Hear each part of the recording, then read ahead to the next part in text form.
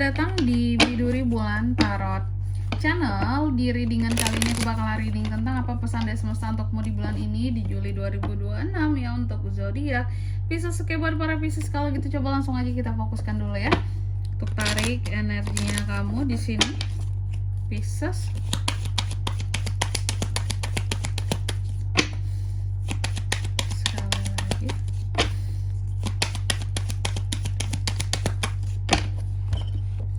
Oh iya teman-teman, dan untuk kalian juga yang mungkin mau personal reading ya sama aku juga bisa banget.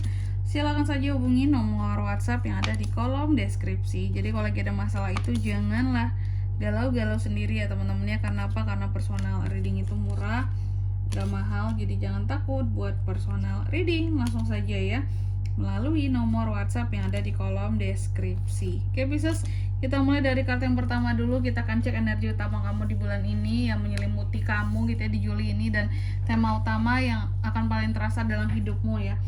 Aku melihat sebenarnya adalah tentang penghindaran ya. Ada juga tentang keberanian, kekuatan, kegigihan, kedisiplinan, tapi plus juga menghindari sesuatu yang menurut kamu toksik gitu. Jadi ini sangat berpintar-pintar ya aku lihat Pisces di Juli ini. Lalu yang kedua, pelajaran yang perlu dipahami, menunjukkan pelajaran penting yang sedang semesta ajarkan agar kamu itu bisa bertumbuh di Juli ini. Ini adalah belajar bagaimana caranya untuk menjadi lebih kuat, lebih semangat, lebih energik, lebih bisa untuk menaklukkan dunia teman-teman, lebih kompetitif, lebih ambisius, dan lebih berani, serta lebih pintar lagi dalam berlogikanya kamu seperti itu. Dan juga lebih berani untuk berkomunikasi di sini dengan siapapun ya, untuk bernegosiasi ya, untuk menyampaikan aspirasi. Lalu yang ketiga, hal yang perlu dilepaskan, mengungkap kebiasaan rasa takut ataupun situasi yang sudah tidak lagi mendukung perjalananmu di bulan Juli ya. Hal yang perlu dilepaskan aku lihat di sini adalah tentang tujuan-tujuan. Sekiranya ada tujuan-tujuan yang tidak lagi realistis buat kamu jalani, lakukan, yang sudah lepaskan gitu. Ataupun sekiranya ada kerjasama yang menurut kamu ini tidak begitu worth it lagi nih, lepaskan teman-teman gitu ya. Lalu di kartu yang keempat, kekuatan terpendam, memperlihatkan tentang potensi dan kemampuan dalam dirimu yang mungkin belum kamu sadari sepenuhnya Pisces. Salah satunya adalah tentang jiwa eksplorasi kamu gitu ya. Kamu kan orangnya selalu mau eksplor hal-hal baru, kamu gak takut untuk mencoba. Dan ini aku lihat terkadang belum kamu sadari gitu, bahwa ini tuh kekuatan kamu sesungguhnya. Berani untuk mengeksplor hal-hal yang orang lain tuh terkadang sanksi gitu ya, untuk eksplor hal-hal baru, terkesan kayak udah gak ada kerjaan, yang ada ini aja lah, ngapain coba-coba yang baru, terlalu ribet kalau kamu nggak selalu mau mencoba gitu. Lalu di kartu yang kelima, tantangan kamu di bulan ini, yang menjelaskan hambatan ataupun ujian yang mungkin muncul beserta tujuan dibaliknya Pisces ya. Jadi yang kulihat tantangan kamu di bulan ini tuh adalah gimana caranya untuk menjadi Pisces yang memang selalu punya tekad yang kuat di sini. Jadi bukan Pisces yang tiba-tiba lesu, bukan Pisces yang tiba-tiba kayak kehilangan semangat, kehilangan tujuan. Itu tantangan kamu. Gimana caranya untuk selalu di sini fokus, strike to the point, konsentrasi pada apa yang ingin kamu raih seperti itu. Lalu di kartu yang keenam tentang rezeki dan peluang ya, yang mengungkapkan pintu keberuntungan, kesempatan ataupun kelimpahan yang berpotensi datang ke kamu di Juli ya. Jadi selama kamu di sini bisa menjaga keseimbangan keuangan kamu, kestabilan keuangan kamu, keamanan keuangan kamu, istilahnya selama masih bisa jaga dompet itu biar nggak jebol, saldo itu biar nggak jebol kemana-mana terlalu banyak, maka akan selalu ada peluang-peluang baru, rezeki-rezeki baru. Karena kalau yang aku lihat ya, semakin boros seorang Pisces ini, itu juga akan berpengaruh kayak negatif ke energi yang kamu di sini. Boros itu energi negatif teman-teman ya, itu akan mempengaruhi apa yang masuk gitu. Jadi tapi semakin kamu terkendali ya, di sini seimbang apa yang kamu keluarkan, apa yang sudah masuk gitu ya, antara pemasukan dan pengeluaran, maka ketika semuanya berjalan selaras dan positif gitu ya, seimbang, maka rezeki yang lain itu akan terus berdatangan juga gitu, karena seimbang, bukan loss saja hilang gitu uang-uang kamu itu.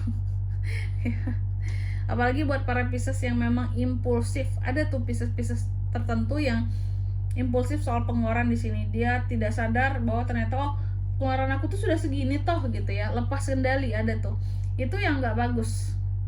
nggak positif seperti itu teman-teman ya. Lalu di kartu yang ketujuh, hubungan dan kehidupan sosial. Ini memberikan pesan mengenai hubungan asmara, keluarga, sahabat, ataupun orang-orang di sekitarannya kamu, Pisces ya. Jadi mungkin pesannya buat kamu ya, wujudkanlah mimpi-mimpimu Pisces sampai menjadi nyata mimpi-mimpi tersebut ya. Ketika mimpimu menjadi nyata, maka akan semakin banyak orang-orang di sekitarannya kamu, baik itu orang yang punya hubungan asmara dengan kamu, pasangan, keluarga, ataupun sahabat, pokoknya orang-orang di circle-nya kamu lah, yang semakin akan bisa menghargai kamu seperti itu. Karena lagi-lagi hidup di zaman sekarang yang dilihat orang apa?